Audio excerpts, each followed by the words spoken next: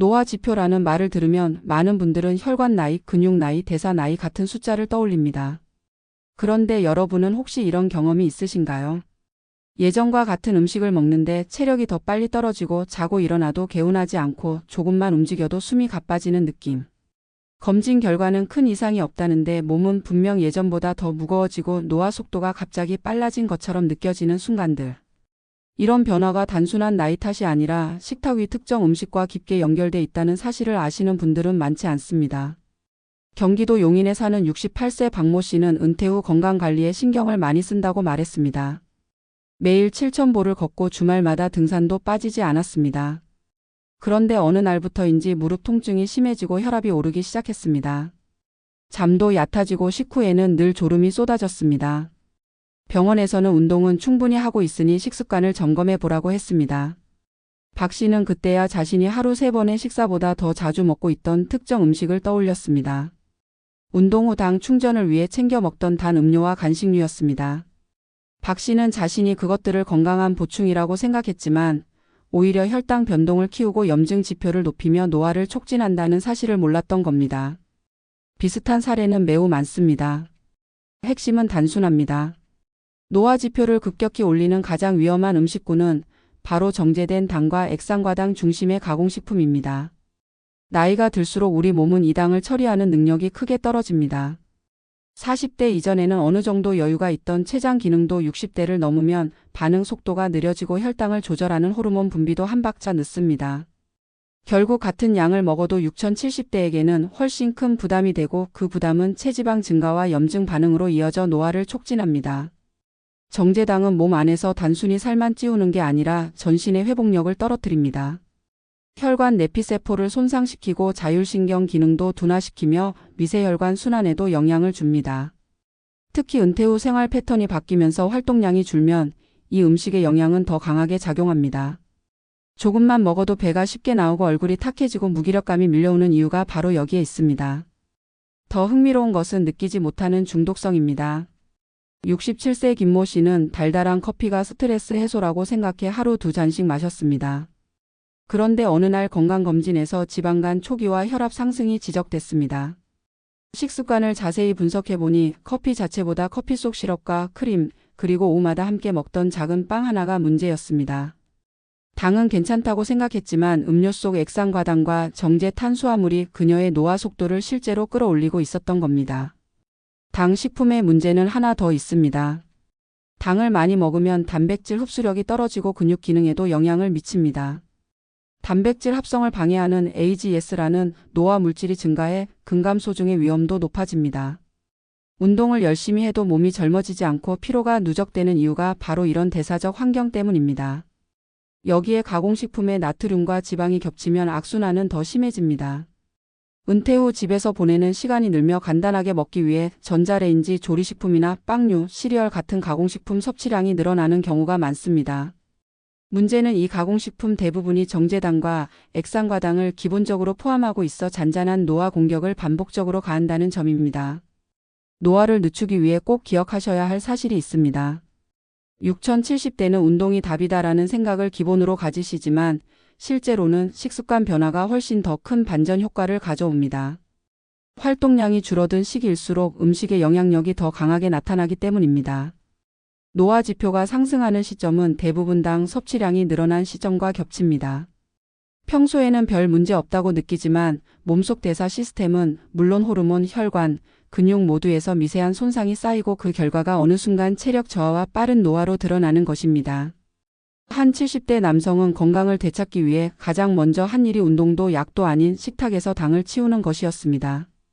달달한 음료 대신 물과 차를 마시고 이틀에 한 번 먹던 과자류를 끊었습니다.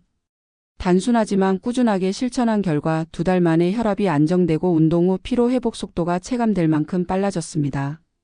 얼굴빛도 맑아지고 무릎 통증도 줄어 계단을 오르는 속도 역시 향상됐습니다. 그는 말했습니다. 나를 늙게 한 건 나이가 아니라 습관이었다고. 여러분의 노화 속도 역시 음식이 바꿀 수 있습니다. 우리 몸은 나이를 먹어도 회복력을 잃지 않습니다. 단지 회복을 방해하는 요소가 많아질 뿐입니다. 그중 가장 쉽게 제거할 수 있으면서도 효과가 큰 것이 바로 정제당과 가공당입니다. 식탁에서 이 한 가지를 줄이면 혈당은 안정되고 만성 염증은 낮아지며 수면과 체력, 정신적 활력까지 되살아나는 변화를 경험하게 됩니다. 오늘의 결론은 단순합니다. 노화는 나이 때문이 아니라 환경과 선택 때문입니다. 그리고 그 선택은 대부분 식탁에서 시작됩니다.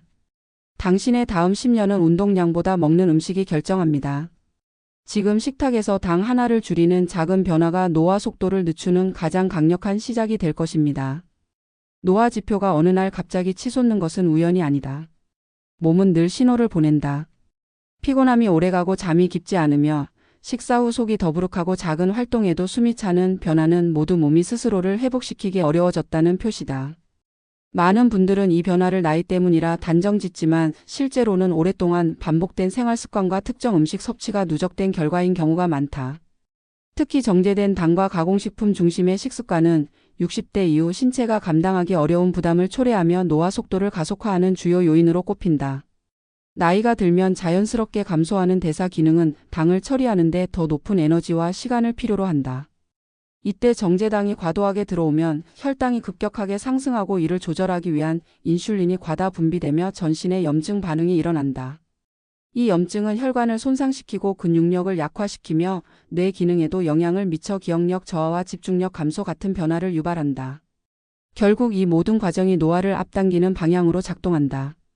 많은 은퇴자들이 스스로를 관리하고 있다고 말하면서도 정작 가장 중요한 식습관의 영향력은 과소평가한다는 점이 바로 문제다. 운동을 매일 하고 규칙적인 생활을 유지하더라도 당 섭취가 많다면 몸속 염증 수치는 오르기 쉬우며 노화는 빠르게 진행된다. 마치 오래된 자동차에 좋은 기름을 넣지 않으면 엔진이 부드럽게 돌아갈 수 없는 것처럼 몸도 소비하는 에너지원의 질에 따라 회복 속도가 결정된다. 서울 마포구에 사는 66세 이모 씨는 은퇴 후 갑자기 체력이 떨어졌다고 말한다. 특별히 폭식을 하거나 과도하게 기름진 음식을 먹는 건 아니었다. 평소 먹던 식단은 크게 다르지 않았고 오히려 은퇴 후 더 규칙적으로 챙겨 먹으려 노력했다.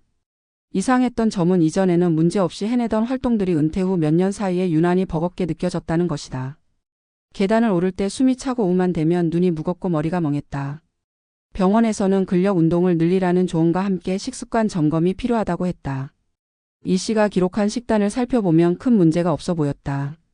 하지만 전문가의 시선으로 들여다보면 문제는 분명했다. 아침마다 먹던 시리얼과 요거트, 점심 식사 후 즐겨 먹던 작은 디저트, 그리고 저녁 대신 간단하게 해결한다고 고른 빵과 우유까지.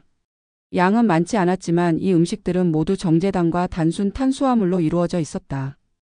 이 음식들은 짧은 시간 동안 혈당을 빠르게 올렸고 이 급격한 혈당 변동이 몸의 회복력을 떨어뜨리며 노화 지표를 높이고 있었다.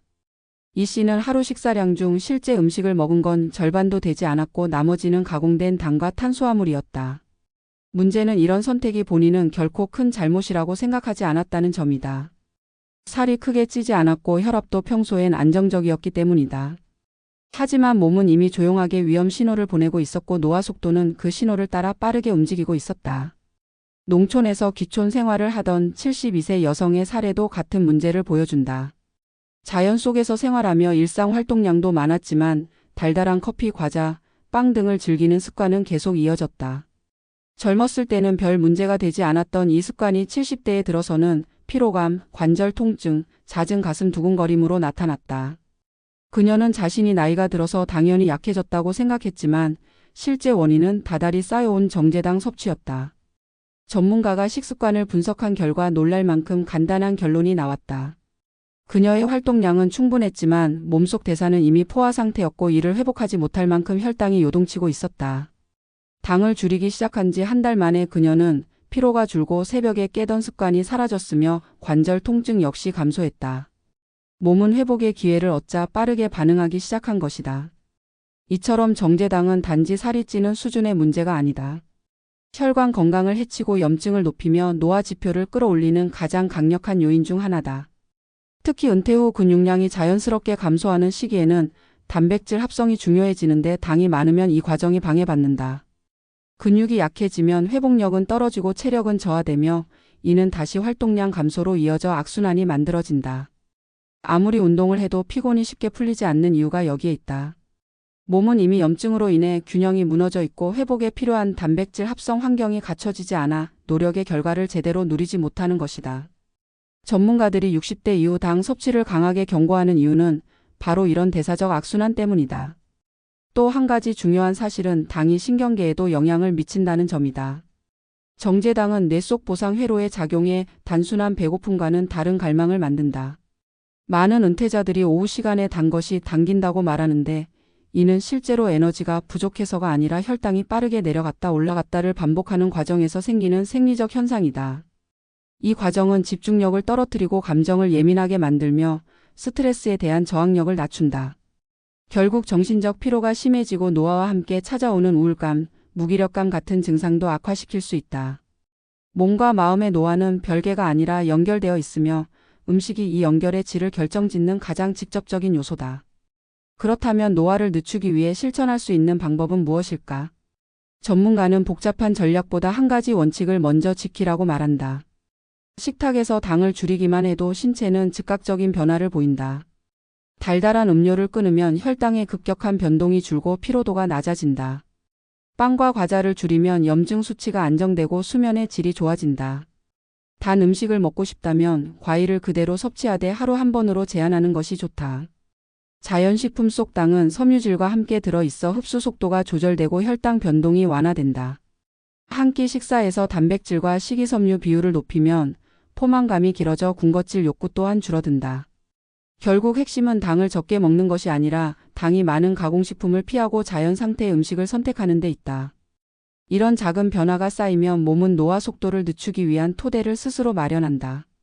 마지막으로 기억해야 할 중요한 교훈은 노화는 불가피하지만 가속된 노화는 선택이라는 사실이다. 나이가 들수록 몸은 더 많은 보호와 휴식을 필요로 한다.